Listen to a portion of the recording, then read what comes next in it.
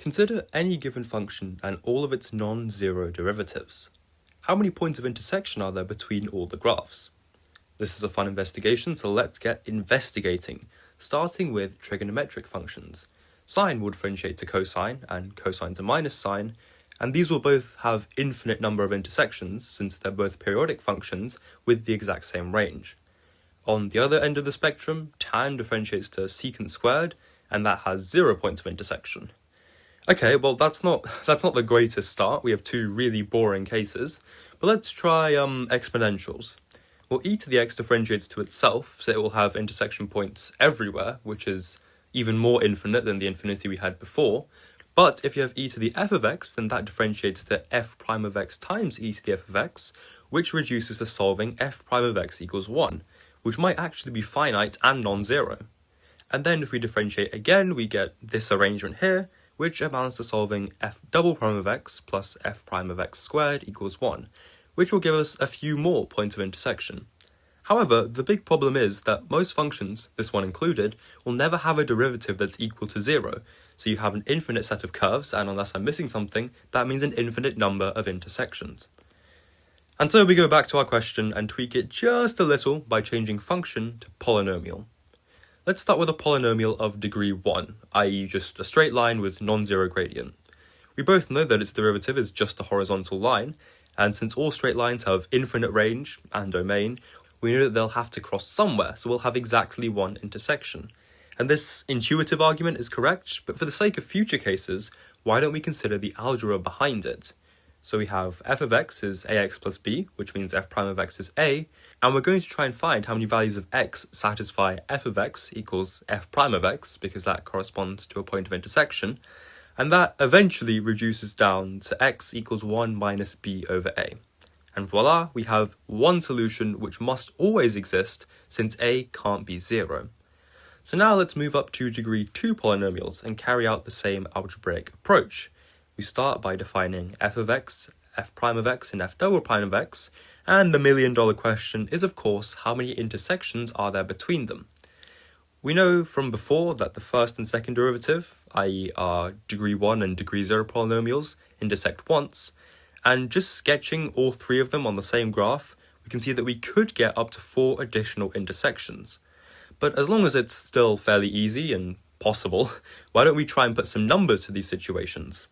So consider f of x equals f prime of x. We can rearrange this to get a single equation, which is also quadratic, equals 0. And then we consider the discriminant of the equation, the b squared minus 4ac bit, which I'm writing here in capitals to avoid mixing them up with the other a, b, and c that we already have. And so we end up with our discriminant equals b squared minus 4ac plus 4a squared. And that means we now have the conditions for 2 intersections, 1 intersection, and 0 intersections between our quadratic and our linear. And you can see here from the 4ac on the right hand side that the number of intersections is essentially dependent on the value of c, which in the graphical sense is how high up we shift the quadratic. And this makes sense. If the quadratic is all the way up there, then of course it'll never intercept. And if we carry out the same workings before for f of x and f double prime of x, we'll find that the expression on the left-hand side has changed, but again, the value of c is the significant factor. And so these are our constraints to get the maximum of 5 intersections for a degree 2 polynomial. Now, on to a degree 3 polynomial, and here's where things get a little less elegant. Again, we're going to look at all of our non-zero derivatives, which we have right here, ranging from f of x all the way down to f triple prime of x, and consider setting these equal to each other. Now there does exist a cubic discriminant, alright, it is a real thing, but it's long and tedious, and I don't want this to just be a video about mindless computation. Instead, why don't we focus on the upper and lower bounds for the total number of intersections? So far we have the following. For an order 1 polynomial, the upper and lower bound are both 1. For an order 2 polynomial, the lower bound stays at 1, but the upper bound increases to 5. And we're trying to work out what these numbers will be for an order 3 polynomial. Let's start with the upper bound. If we were to go back and start equating equations, we would get the following 3. f of x equals f prime of x, f of x equals f double prime of x, and f of x equals f triple prime of x. And now if we just consider the degrees of the polynomials, we get the following 3 equations. And then if we rearrange it so that we have something is equal to 0, we get these 3. and these can all be simplified down to just some degree 3 polynomial is equal to 0. And this is the cool part where we get to invoke the fundamental theorem of arithmetic, which tells us that a degree 3 polynomial will have at most 3 roots. And since we have 3 equations with potentially unique solutions, that's 3 squared, which equals 9 intersections. Adding that to the 5 we had before, we reach the upper bound of 14 intersections. Now for the lower bound. Looking at the shape of a cubic on the Cartesian plane, it looks like it has to intersect the linear and horizontal lines at some point, because, like a degree 1 polynomial, it stretches from minus infinity all the way up to infinity. But the quadratic case is a bit less clear. Looking at an example, it feels like we could probably place it to avoid the cubic, but this is one of those times where intuition fails us, and we can see that by equating the two equations, which we already established above is just some degree 3 polynomial equals 0. Now the way I explained the fundamental theorem of arithmetic before was actually a little misleading, because what it really says is that a degree 3 polynomial must always have 3 roots, when you consider complex numbers. And since complex roots always come in conjugate pairs, there always has to be at least one real root. So we add 3 to our previous minimum to get our lower bound of 4. And now we are ready to generalize, again starting with the maximum. The number of intersections starting with a degree n polynomial is going to be the maximum number of intersections when we had a degree n-1 polynomial, plus the new intersections due to the degree n polynomial. And those new intersections are going to take the form of n degree n polynomials, which you can see right here. Now all n of our degree n polynomials can have up to n roots, so we can have n squared new intersections.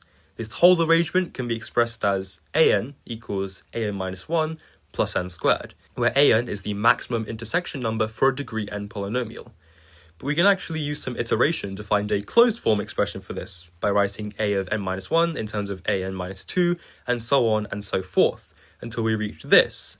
And since a1 is just 1, which is also just 1 squared, we get that an is equal to the sum of the squares from 1 up to n, which is a standard sum and ultimately leads us to an equals n times n plus 1 times 2n plus 1 all over 6.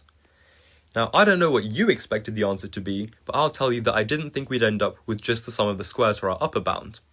Now moving on to the lower bound, and this one is slightly more interesting. Whenever we have a degree n polynomial, we can equate it to its n derivatives, and again get n polynomials of degree n. Now if n is even, then our roots can be n over 2 complex conjugate pairs. This means that there are no real roots and so no new intersections. But if n is odd, then there is necessarily one real root, and so n new intersections. And so once again we can write a recurrence relation for this. In this case we'll say that b of n is equal to b of n minus 1 if n is even, and b of n minus 1 plus n if n is odd. Unfortunately, thinking about it this way isn't as useful as before, so we'll just resort to computing the first few terms. We start with 1, and then 2 is even, so we stay at 1, and then we add 3 and we're up to 4, then 9, 16 and 16, and suddenly these numbers look familiar. It's just the square numbers again. And so we get this formula for the minimum. Bn is equal to the ceiling of n over 2, all squared. And so we have our two bounding functions here, the theoretical minimum and maximum. But this isn't really useful unless we can find and verify that these minima and maxima are possible. Now I don't have all day, so I just tried to do this with a degree 4 polynomial, where you could have anywhere between 4 and 30 intersections. This is an example of a minimum. You can see all 4 of the intersections right here, and the functions are here as well in case you want to try it out yourself. This is an example of a maximum, and it's kind of hard to see all 30 intersections at the same time, but trust me, they are all there. Now what I find really interesting is how these solutions are like almost the same thing. They differ by a singular minus sign on the x squared term in the quartic, and that makes all the difference. So, there we go. Thus concludes the polynomial non-zero derivative intersection investigation. Is any of this useful? Hell no. But it was a fun problem-solving exercise, and hopefully you enjoyed. Don't forget to subscribe, and thanks for watching.